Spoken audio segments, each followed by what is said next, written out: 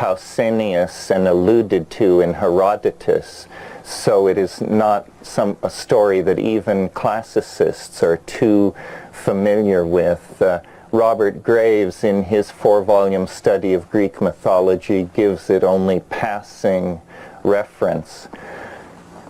You may recall that King Minos was the king of Crete, and that he was most famous for having built a labyrinth in which to house the Minotaur. And I'm sure you know the story of the traversing of the labyrinth. And perhaps you know that King Minos built the labyrinth, had need of it, because his wife, Queen Pasiphae, was an extremely sensuous and experimentally minded young woman. And she became so interested in the sexual habits of cattle that she had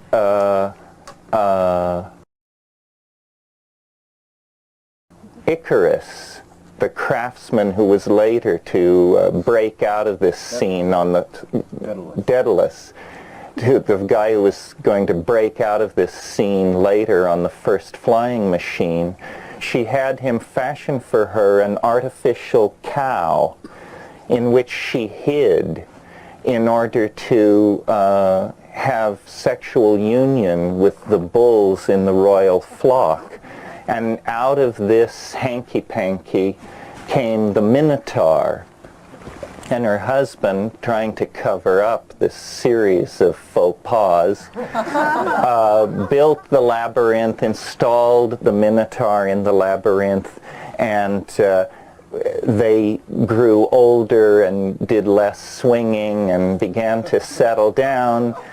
But then comes the story I want to tell, which is a few years later, the king and the queen, apparently under quite normal conditions, conceived a child who was in due time born. And this child's name was Glaucus.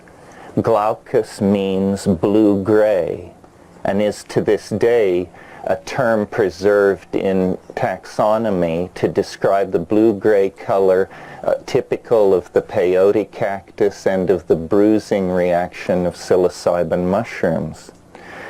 And young Glaucus had the run of the royal palace at Knossos. And